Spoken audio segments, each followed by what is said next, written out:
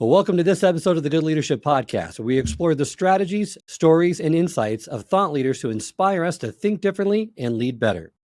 Joining us today is Jessica Chen, an internationally recognized communication expert and also the best-selling author of the new book, Smart, Not Loud: How to Get Noticed at Work for All the Right Reasons.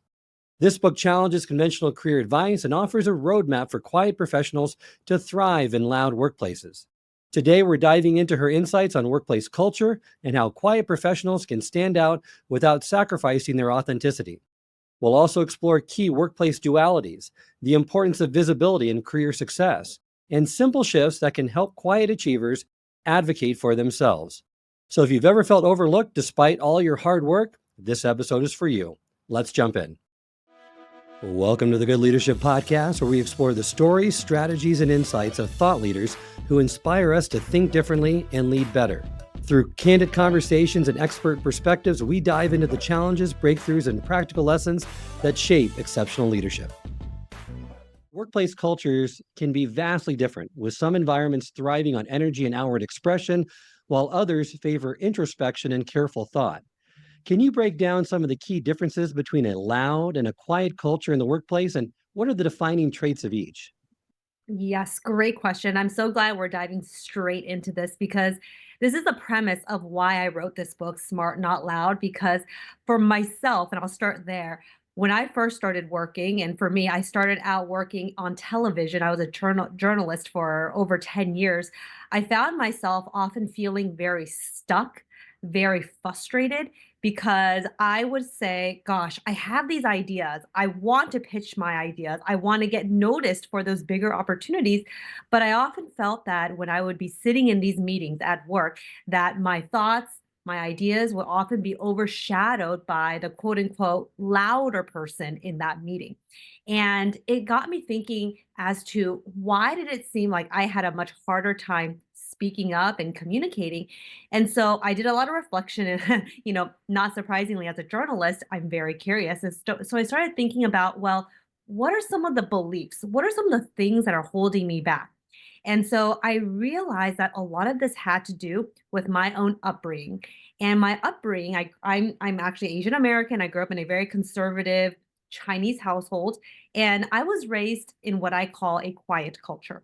So I'll define the difference between a quiet culture versus a loud culture. But a quiet culture means I was taught things like listening more than speaking, just putting your head down, doing the work, not saying too much, sort of like letting the work speak for itself. And when it comes to talking about your work, you don't want to boast, you want to be more humble. And generally speaking, you want to kind of maintain a lower profile and just thinking about more of like creating a harmonious environment for all. But in a loud culture, and the beliefs and the principles there are you got to speak up. You got to share your thoughts. You got to put yourself out there and don't be shy about it. And I remember, and this is actually what I talk about in my book. In many workplace cultures, there is that emphasis on the loud culture. There is almost that expectation in you being able to do these things. But like I said earlier, I felt a lot of this like friction. I call it communications friction because I was kind of juggling these dualities of like I grew up in a quiet culture, but I was now working in a loud culture. So how do I find that balance? So that's exactly what that is: quiet versus loud. And I love that because I think Western corporate environments typically reward loud culture traits because they align, right, with individualism, self-determination, and visibility. Companies like Amazon and Google, you mentioned, value employees who think big and communicate their impact effectively. However, quiet culture has strengths as well, like you mentioned, including the deep focus, humility, and the ability to read unspoken workplace dynamics. The whole book is to encourage people who might resonate with the quiet culture traits. And by the way, even though I'm Asian American, I think this goes beyond just growing up in an Asian community. I think there's a lot of people who grew up in an environment, in a household maybe, that talked about these quiet culture principles. So the whole idea behind it is it's not about changing who you are. It's not about being loud if you tend to be more quiet, or even vice versa, which I will say, even if you grew up in a loud culture and you resonate with loud culture traits, that in and of itself doesn't necessarily mean you will get noticed the way you want to be noticed, because just being loud doesn't necessarily mean you're going to be positioning yourself in a way that's strategic. So I'll share a little bit some details of like how I encourage people to think about this that still feels more authentic in terms of you're still showing up, but finding that balance. So in the book, I talk a lot about communications because that's actually the foundation of my work. So, when it comes to should you speak up or should you just listen, the way I like to reframe it is it's not should you or shouldn't you, it's when you. When you communicate, when you share your idea in that meeting, it's about tailoring it to the people in that meeting. So you can kind of see it's less about should I or shouldn't I, it's about the other side. What do they care about? What can I say that'll resonate with them? It puts a lot of that pressure away from you. And it's about, wait, what's this message here? Or when it comes to, let's say, working, right? Working hard and getting your work done. I often say that working hard is status quo, right? You're hired to do a job, and the expectation is for you to do it well. But that in and of itself is not enough for you to gain that visibility. It's not enough for you to get noticed for the right reasons because, like I said, it's kind of expected. You got to work hard, right? So, in order to differentiate yourself, what I say in the book is you got to maximize the work. So, what does that even mean? Maximizing the work means taking that good work that you're doing and essentially cashing it in for the things that you want to do at work. So think about your work as you're building your credibility jar. You have a jar, you're doing good work, and all these coins are going into this jar because you're doing great work and you're turning things in on time, right? It's all that stuff. But at the end of the day, you have to ask yourself, well, I like the work that I'm doing, but maybe I'm more interested in learning about this, or I want to upskill on this one thing. What else in my work environment can I pitch an idea for, or can I raise my hand for that opportunity? So, in many ways, you're cashing in all that hard work by now saying, hey, I've been doing this, but I kind of want to learn a little bit more about that skill. So these are just some ways I encourage people to think about work. It's not just about doing the work. I love that reframe and love to talk about your personal story because you had a once in a lifetime chance to fly with the US Air Force Thunderbirds, but you weren't selected, not because of your qualifications, but because of your visibility. So that's such a fascinating moment in your story. How did that experience kind of reshape your view of career success? And what should quiet professionals take away from that?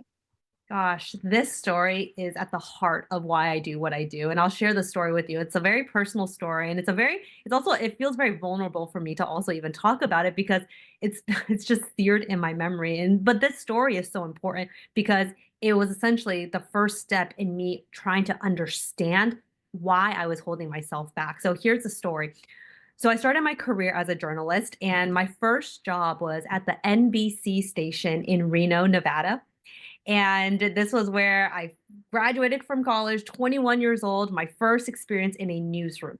So, for those of you who aren't familiar with the news industry, this is kind of how it goes. Every morning, reporters, producers, all of us come together and we sit in what we call an editorial meeting. And it's in these editorial meetings where all of us are talking about what is going to be on the news that day, what you see on the 5 o'clock, the 10 o'clock news, a lot of times the decisions of what you see that's going to be broadcasted is going to be happening. And we're talking about that in that meeting. Okay. One day we are sitting in this editorial meeting and my manager comes in and he goes, hey, everyone, the US Air Force Thunderbirds, they're coming into town in about 2 weeks and they are going to let one reporter fly with them as part of the story. Who wants to do it? Now, I don't know about you, Charles, but I thought this was like a cool once in a lifetime opportunity. So I mustered up the courage. I raised my hand and I said, hey, I would love to do the story. And I remember my manager turns to me, he goes, no problem. We'll get you a media pass. So, as you can imagine, for 2 whole weeks, I was like, oh my God, I get to fly with the US Thunderbirds. And by the way, for those of you who don't know who they are, they're basically an air demonstration squadron. So, they go from city to city and they fly in these air shows. And it's kind of like a family event kind of thing. It's really cool. Anyways, for 2 weeks, I was like, gosh, telling my friends, my family that I get to fly with them. Okay, the day before the air show comes, we're sitting in this editorial meeting, and my manager is going through the stories of the day, and he goes, okay, Thunderbirds, that's happening tomorrow. Um, Belle, you're going to be doing the story. You know that feeling of when you are just so looking forward to something And it just feels like it was just like pulled away from you. It felt like my heart just fell to my stomach. So my manager says that, and then he kind of just continues on with the meeting as if nothing unusual happened. Now, it bothered me so much because I was like, whoa, what the heck happened here? Right. So at the end of the meeting, I walked up to my manager and I was like, hey, just curious, why is Belle doing the story? I mentioned that I was interested in doing it. I will never forget what he said. He turns to me and he goes, oh my God, Jessica, I'm so sorry. I completely forgot you mentioned you wanted to do it. It was just that Belle, she kept talking about it and she was top of mind. Those words, top of mind. Now, I don't think my manager was being malicious. I also don't think he was doing it on purpose. My colleague Belle, she's an extrovert. She loves talking. She loves putting herself out there. And during those 2 whole weeks, I imagine she was going up to my manager. She was talking about the story. She was talking about how she probably wanted to do the story. And probably, as I can imagine this, my manager, the day he had to write down the name of who was going to do this project, who talked to me last, right? And it was just Belle, probably. Now, during those 2 whole weeks, I had thought about bringing it up. I had thought about reminding him, but what happened? Told myself, oh, he'll remember. Oh, I don't want to bother him. Or, oh, it's okay. Like I was creating this narrative in my head of assuming that I would be bothering him, that it would be too much, right? And that's when I realized that, gosh, if I didn't rethink this, right? If I didn't position myself better, I would never be top of mind for these bigger opportunities. And this story essentially highlights why I started to think about visibility at work. Love that story. And for quiet professionals, really the key takeaway is staying silent and hoping hard work speaks for itself is not a sustainable strategy. Visibility matters, and those who make their ambitions known and communicate their contributions clearly are going to have more opportunities for career growth. So, in the book, you introduce four cultural dualities that influence workplace success. Love to break them down briefly one by one. What are the dualities? And we'll start with maybe how we communicate and engage with others. And then how do they shape the work that we do? So, the first one, engage others, how we communicate. The quiet culture, listen more than you speak. Loud culture, right, is participate actively and challenge those ideas. Anything else to help with this duality that you can unpack for our listeners? Yes. So I actually started teasing this a little bit earlier in one of the other questions, but these dualities is what we talked about. It's this quiet versus loud culture. And, some of us, like I said, we're raised in a quiet culture, but we now find ourselves working and having to, engage in a loud culture, but that can feel kind of like, yeah, uncomfortable. So you kind of said it perfectly, right? In a quiet culture, it's about listening more than speaking, but in a loud culture, it's about speaking. Oftentimes, at least that's rewarded than maybe listening, even though we kind of know listening is very, very important, right? So I talk about these reframes, and I'll just share what the reframe is for this one, which is engage others, and that's how you communicate. And I said this earlier. It's not about should you or shouldn't you speak, right? Because oftentimes we can get into this narrative of like, should I say something? Should I not say something? Is it valuable? Do people know this? Does it sound silly, right? We create this narrative in our head. But instead, it's thinking about who am I speaking with? I'm in this meeting. It's this person, or maybe it's that client, right? What is it that they care about? And whatever that answer is for you, you think about what it is that you can add value to. You add value by thinking about this person, this client, my manager, whoever, they care about this. How can I make sure I'm saying things that'll resonate with them? And I think when you think about the engaging others, thinking about how you communicate and you lead with that question, it can completely change how you approach it. Let's move to the next duality is how we work. Quiet culture, focus on individual work and technical skills. Loud culture, prioritize networking and relationship building. What's a reframe for this one? It's so funny because every time I talk about this, a lot of times my quiet culture folks will say that they hate small talk. They don't know how to engage in small talk. They find small talk so awkward. Going to networking events, no thank you, right? It's just like, let me just do the work and that should be enough, right? But like I teased earlier, working hard, hitting your deadlines, making sure your work is good quality work, like that's expected, right? But I often feel like if we want to think about your own career brand, and that's also another chapter in the book, career brand, it's like your reputation, you have to think a little bit more high level. You have to think big picture, right? It's not just about working hard because, like I said, that's expected. So it's cashing in on that credibility jar. Like that's the key word here, cashing in on that credibility jar and really thinking about what is it that you want to be known for? What's a skill that you want to perhaps enhance? Maybe you are interested in broadening or maybe engaging with another group, but you're maybe stuck in this one department. How can you take the work that you're currently doing right now and use it as leverage to build relationships with people, right? It's not about like necessarily making small talk. It's about how can you offer value to other people? And that's a way for you to build visibility for yourself in addition to just working hard. The next duality is how we celebrate achievements. Quiet culture, be humble, let the work speak for itself. Loud culture, ensure that others notice and acknowledge your accomplishments. I think for a lot of us, being boastful, talking about ourselves, that's just not our style. And let's be real, and a lot of people don't even like it when people are showing off. Like you can kind of see it and you're like, ooh, I don't want to do that, right? But I do think in the working world, there is an art to talking about yourself. But not only that, it's actually quite important to do because I think sometimes we can actually minimize our own impact when in fact it's actually very important in order for us to be top of mind. So the reframe is not should you or shouldn't you talk about your work? It's how do you talk about your work? And I always like to encourage people to think about it this way: lead with the benefit of how your work has impacted others. Lead with how your work has helped others, whether it's streamlining something, whether it's improving productivity, efficiency. There's always something that you can say about your work that has helped the other person, the other team, the client. So I want you to think about it as completing your message, right? You wouldn't want to just say, hey, look at this work that I did, right? The complete message is look at this work that I did and look at how it streamlined this process for our client.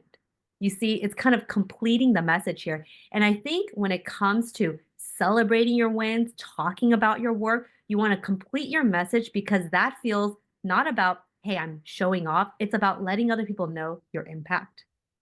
Such a great reframe. Sounds a lot less boastful when you frame it with that. Now, the next duality, really, I think everyone struggles with is how do we handle disagreements? And the quiet culture, they really go into the camp of they avoid conflict, right? They want to maintain harmony, peace at all costs. Loud culture, they address the problems openly and directly. So, how can you help the quiet culture really handle this duality? Because it's this, I would say, perhaps is the most difficult one.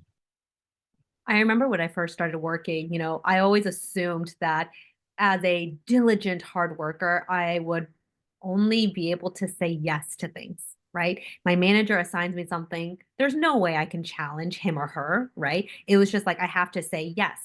But I realized that in the working world, being able to disagree, sometimes say no, give feedback. These are all difficult conversations, by the way. Sometimes that's actually important to building your credibility. And I often feel like people don't think about it that way. But if you think about, gosh, if you are assigned things and you say yes to all the things people give you to do, suddenly you become boxed into that yes person who just does this one project. And if you like it, great. But if it's not necessarily something that you want to be known for, you got to get good at saying no and disagreeing and even challenging other people. Or if something bad happens at work, let's say a client is mad, or maybe you messed up on something, you're just like, oh my gosh, and you feel so terrible about it. Sometimes I feel like for those who grew up in a quiet culture, and this is for me, our default is to just solve the problem ourselves, right? We just put our head down, try to fix it, and just kind of stay in our silos in that way. But I think in order for you to build that visibility, get noticed, build credibility, it's not about kind of like thinking in that silo and staying in that silo. It's thinking about, wait a second, what happened here? Who do I need to talk to? Who needs to know, right? Because what I have found is in the corporate world, nobody likes to be surprised. If people are surprised and if it's not a good surprise, it makes them look bad too, right? So it's thinking about proactive communications, but one step After that, it's thinking about providing people solutions and not just like dumping problems, right? If there's a problem, tell people proactively, but also let them know, hey, I've thought about maybe these are two ways we can tackle this issue, right? And I think this is a fantastic way to build your credibility because you're showing that you're a problem solver.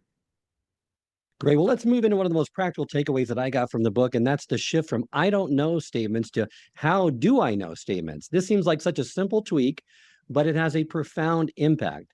Can you walk us through how this shift really empowers professionals to show up more confidently? I think for a lot of hardworking and ambitious professionals, I think sometimes we can be so hard on ourselves. We hold ourselves to such high standards where we're perfectionists, right? We want to make sure that we're delivering the best to people, right? But I sometimes feel like in that mentality of I want to make sure it's perfect or I don't want to put myself out there unless I know 100%, right? I feel like sometimes that can also mute ourselves as well. So this whole, I don't know, but how do I not know? This is actually what we call like a journalist approach, right? Oftentimes we think about, okay, I want to put myself out there, but should I put myself out there? It's, well, how do I know it would be the worst case scenario? How do I know it would be like disastrous to our reputation? You don't know these things, right?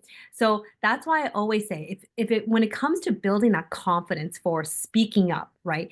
It's not telling yourself like, "Oh, I shouldn't do it." It's more about like, you know, if I did it, and that's the key. If I did it, think about the impact I can make. So here's another example to this. This is especially so for people who are very hard on themselves, right?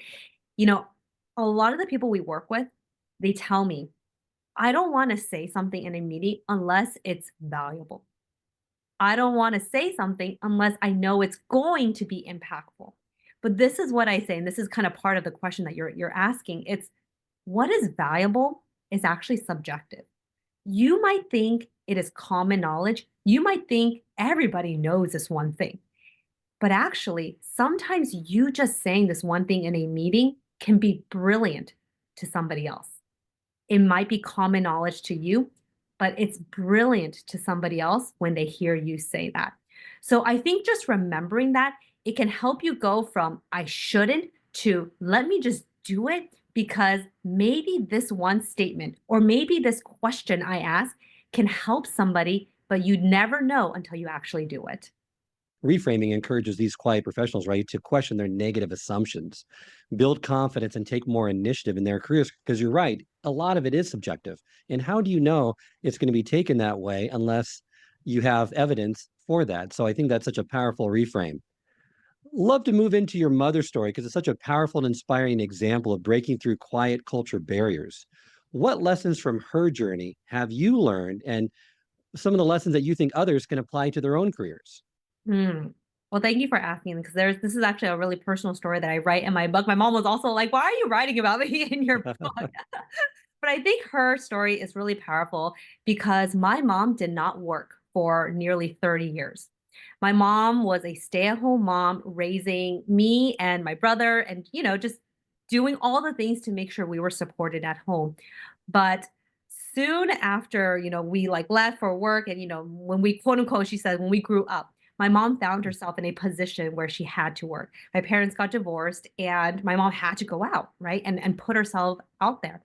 And if you can imagine, so my mom is Asian, right? And she grew up and very much was a quiet culture person, right? It was all just about, kind of keeping your head down, just doing what you got to do, right? So for my mom, and again, very simple, right? She went out and she got a job in the retail industry. And my mom's first language was not English, right? So she found herself in working in the retail industry where in many ways it is about communicating, getting customers and sometimes that can feel very competitive. And because she was raised and in many ways embodied these quiet culture traits, but now she was working in a fast-paced retail environment, she found herself feeling very stuck a lot of the time where she felt maybe sometimes her coworkers weren't very nice to her, perhaps took advantage of her, right? And so, as you can imagine, she would come back home from work and just be like, gosh, like this working world, like it's so hard for me. Like, how do I, number one, English is not my first language, and I'm in an environment that I'm not comfortable with because, again, 30 years as a stay at home wife, right? But the thing with my mom and what I love about it is like, I feel like her story is a story about like survival, where at the end of the day, no matter how hard work gets, you come home, sometimes you feel so crummy, but at the end of the day, you got to put yourself out there. So she never, at the end of the day, was like, oh, this sucks for me. I can't do this. It was more about like, wait a second, let me just try to learn these new skills. And a lot of the reframes I talk about in the book are reframes that she embodied herself. So she started out as a low level retail person, but because she never doubted herself, never doubted her abilities, never was like, oh, this sucks, right? That was never her mentality. She continuously worked hard, but she also made sure to speak up, share her ideas, use work with her team, that before she knew it, and this is the best part of the story, she became a manager and she started managing people. And she started managing people where, and what I love about this is I felt like it was also very empowering for her to see the growth in herself, because when you're, not when you haven't worked for so many years, right? And you're like, gosh, could I ever be in a leadership role, which is what she was. She was. And it's like, I feel like that story is so empowering because it just shows that no matter where you come from, no matter your background, no matter whether you're quiet culture or loud culture, if you adopt this mentality of you keep going out there, you keep working hard, but you also put yourself out there, it can open doors for you. I hope this episode has provided you with valuable insights. If it has, I ask you to share it with someone who would also benefit from it. If you've been enjoying and gaining knowledge from this podcast, then subscribe to our YouTube channel where you can find all the previous episodes of the podcast and additional learning resources. You can also subscribe to the podcast on Apple or Spotify and leave up to a 5-star review.